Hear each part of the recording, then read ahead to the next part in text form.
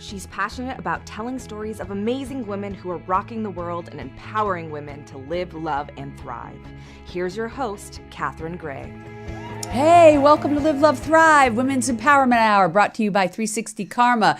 Today, we have on an extraordinary woman, Dr. Theresa Ashby. We actually met through NABO, the National Association of Women Business Owners, which has many chapters in California. We're going to talk about that. She's also one of our She Angels coaches and an amazing woman who goes into companies and helps the employees to have a single vision and helps them to feel secure and appreciate it. And we're going to ask her how she does that and why she does that. So excited to have her on today. Please give a warm welcome to Dr. Theresa Ashby. Hi, Theresa. How are you? Excellent. And thank you so much. This is so exciting to be here with you today. Well, thank you. Back at you. I love the red, the power color. Woohoo! Power women. That's right. I just love what you do, and I want to talk about, as I always do, I like to look at people's background and their journey to what they're doing and why they're doing it. And so I love that you go into companies and help create an atmosphere where there's like this singular vision, like everybody's on the same page. Right. And they have this feeling of security and belonging. So many people, I think, work in companies where they don't feel that. And let's face it, we spend a lot of our time at work. A lot of our time at work. Yeah. So we're going to talk about how you do that, how you implement that, because that's such a gift, and why you do it. Yeah. But first, let's talk about your journey. So you actually are a native Californian, right? Born and raised in California. Yeah, I think you're the only one. I think you're right. I guess it goes to show you how much I love sunny California. Yeah. Well, seriously, when people are born here, like my wife too, I'm thinking, where would you go? I mean, really, does it get any better than this? Right. I mean, are you moving to Peoria from Los Angeles? No, I don't know. Sorry, Peoria. Nothing wrong with Peoria. But really, this is as good as it gets. We've got great weather, great culture, great opportunities. Yeah. Well, and my family's here. Yeah. Oh, well, that's very number one. Important too. Number one. Yeah. Absolutely. So we get to enjoy Yeah. Everything we get to do here, the beaches, the mountains, and of course, super close to the family. But speaking of family, that's really where one of your biggest challenges in life was. I want you to tell people about what happened in your family when you were in high school. Sure.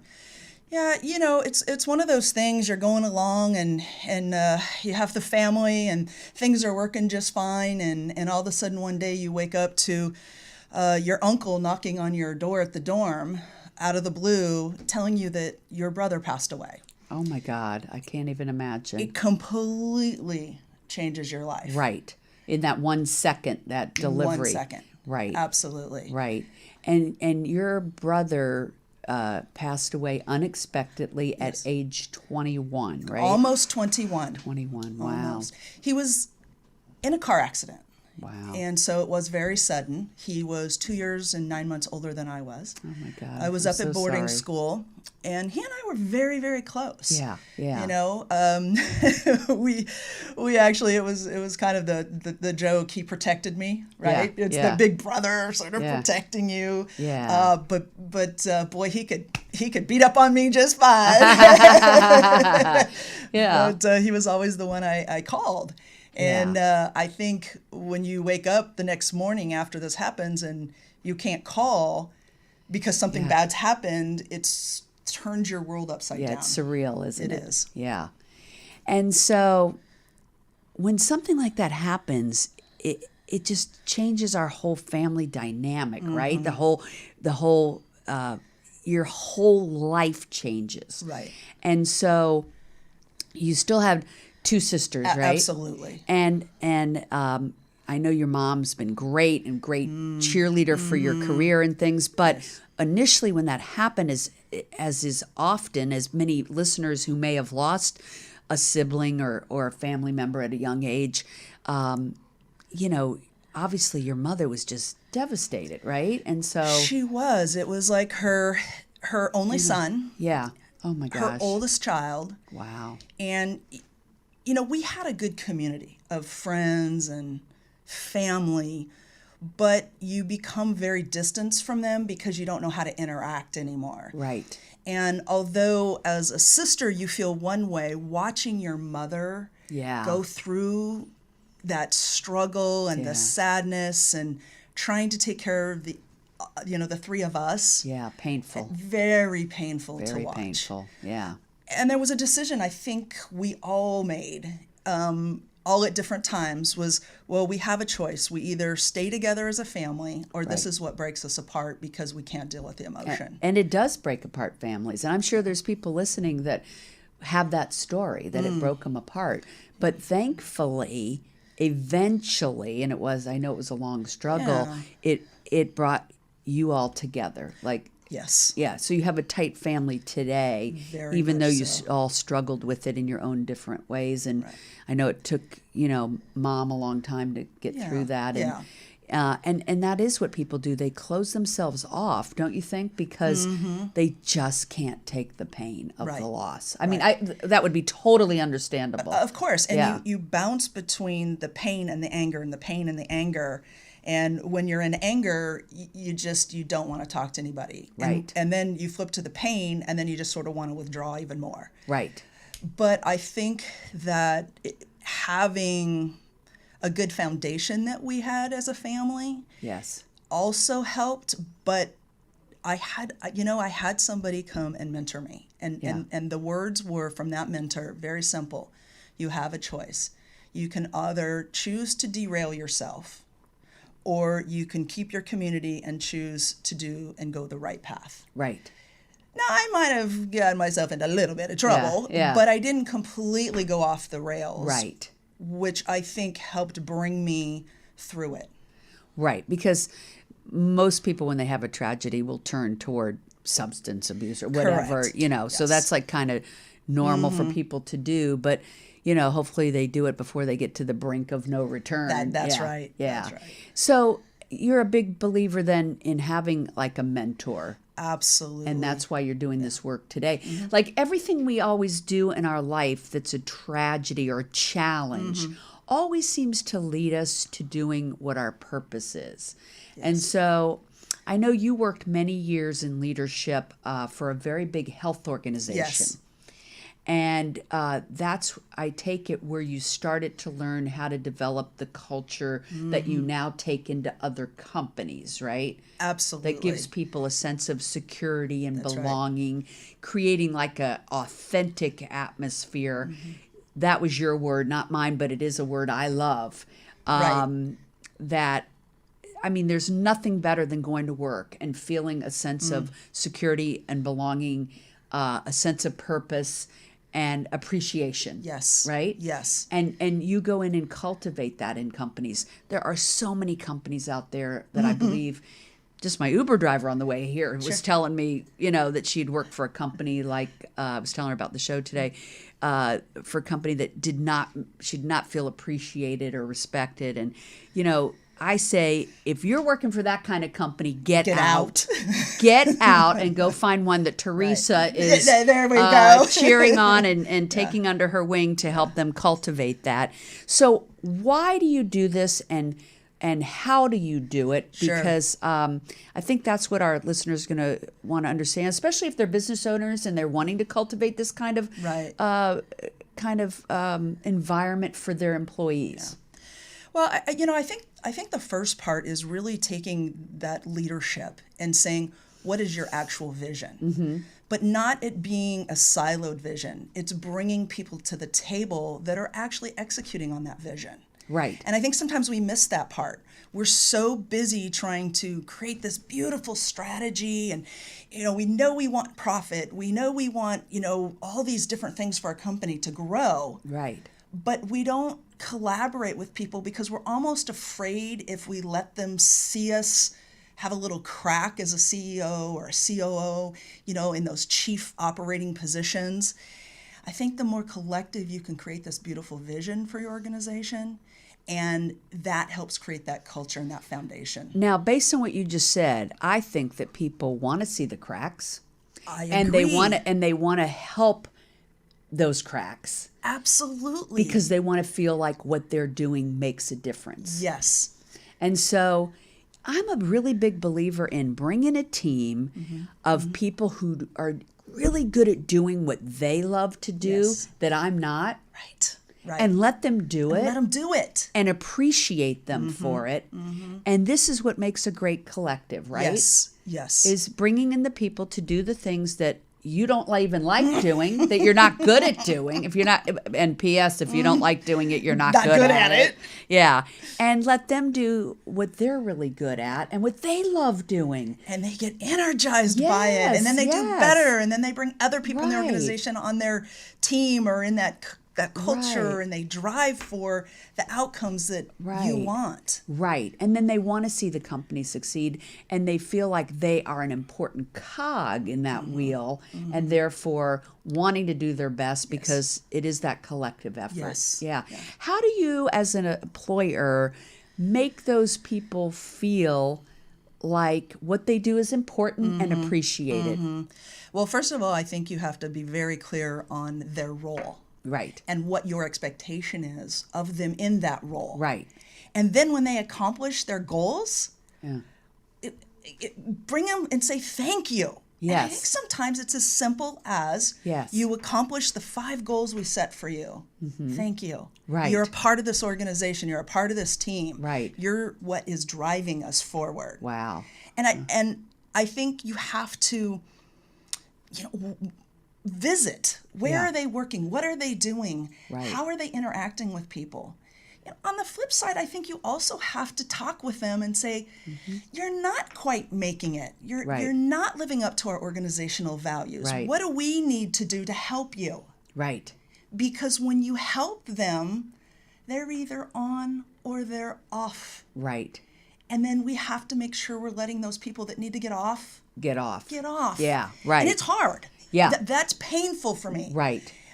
But not really. Better for the organization. It's better for the organization. And honestly, it's better for the person because if they're in a role that they're not thriving and loving, they should go over somewhere else. I know I had let somebody go because they were not working out in a position at my company, and they went over somewhere and they couldn't be happier. They're doing what they love. I did them a favor. You did them a favor. Yeah. It's so important that people love what they're doing. And I think you can make that happen if you have this, just depending on the size, you can make that happen within your organization. Or you know what, going back to coaching and mentoring, you can help them create opportunities to meet other people. It's not as though we have to say you're a bad employee, get out. Right. We have to say you're not working out here. Right. What do you want to do? What do you want to be doing? Yeah. And really care about them. Care about them. Don't you think there's a lot of employers who, they have such an ego that they want to feel everything is their idea. They don't allow the employees to have ideas. Right. They listen to the employees' ideas, implement them, and take them as their own. That is like so common, isn't it?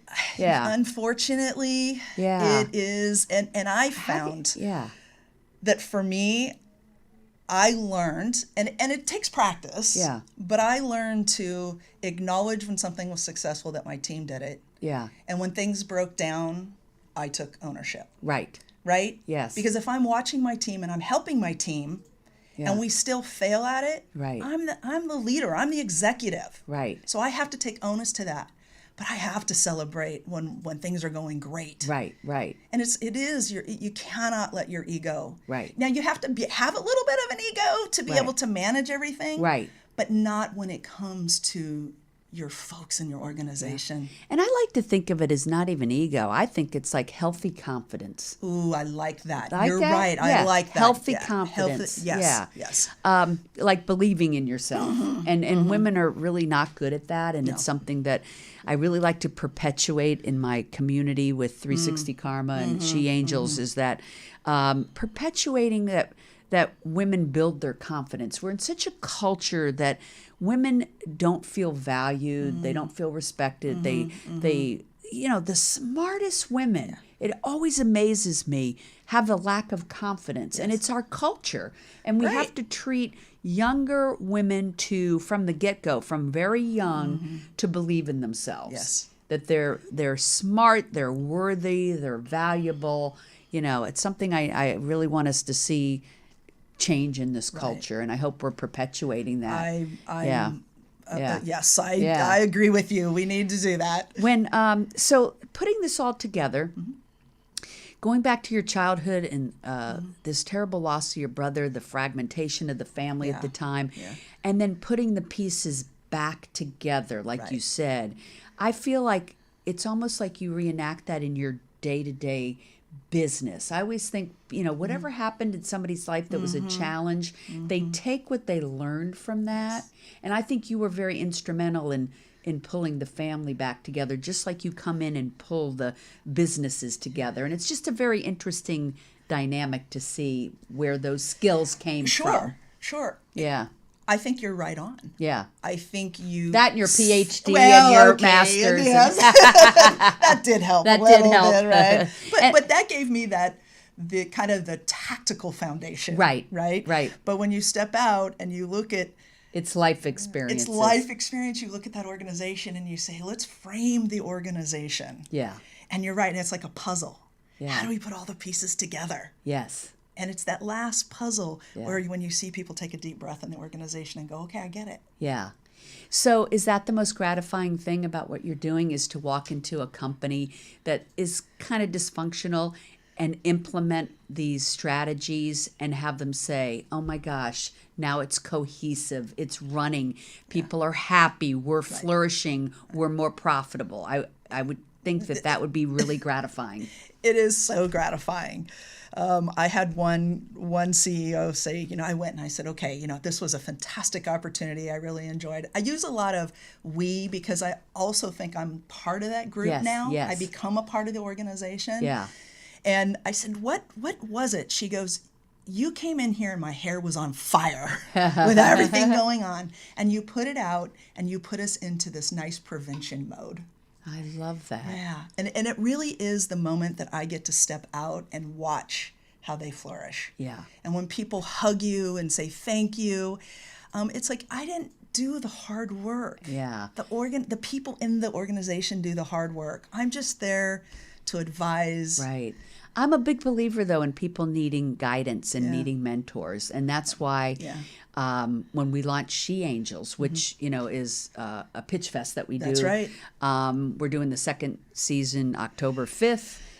So exciting. It is, because you're going to be involved with us. And we actually have the premiere of She Angels this weekend. Woo-hoo! And that's season 1. And it's...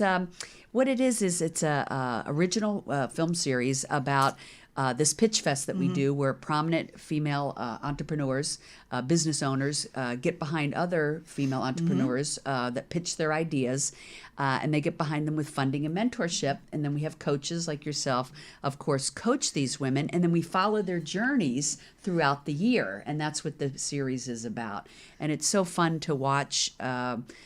And so inspiring, and to see the coaches give these women these light bulb moments, and that we can learn from just watching the series is what I love. Is that it inspires, I think, other women that are successful to get behind other female entrepreneurs, and it inspires women to get off the sidelines and get their ideas out there and get them funded. And that's what we want to do. We want to inspire those two things. We want to inspire women to help women, and that's really the genesis of it.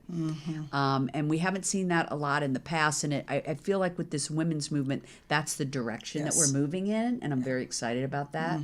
So whoever is the lucky pitch finalist that gets you as their coach is going to be really lucky. Oh, well, thank you. And we'll be filming the journey of them, taking your advice and implementing it into their companies, and that's going to be exciting.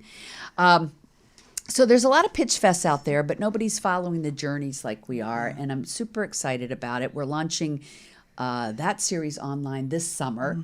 But the premiere is here live this Sunday, so we'll I'll both be be there. there. Yeah, in West Hollywood. And super excited about that. So glad to have you be a part of Thank that. you. I'm looking forward to Yeah. it. It's the right thing to do Yeah. for women business owners. Yes, yes. They need the mentorship. They need the funding. You know, you and I both know women only get less than 5% of venture capital funding. Right. Okay, that is just pathetic. So we're really on a mission to help change that. And one of the ways is educating people about the fact that we're so underfunded. That's right. And then putting out a solution of, well, how are we going to fix that? And so the show is one of those ways, educating people, inspiring people. And then we're creating an interactive platform where people can actually participate, help build a fund that's going to fund women around the world. And so that's where we're headed. We met through NABO, the sure did. National Association of Women Business Owners, who's one of the media partners for She Angels. Yes. Yay. And you're part of NABO California, which has how many chapters? Like 10? 12 right now. 12 Yeah. around the state of California. And you are one of the ones heading up Orange County, right? So I'm the past president of Orange County. Past president, which hello. Orange County is a fabulous chapter. Yeah, we love I it. bet. And then I moved to be on the board of California NABO. Oh, that's wonderful. And let's tell the viewers a little bit about NABO. Sure. So if they are a business owner, there are chapters all over the country. Yes. So wherever they are, they can go join, and it's a wonderful wealth of resources and support system for That's them to right. belong to. It is, and I think it's in addition to those resources, it's that collaborative of hearing what other people are doing in their businesses, but it's also an advocacy group.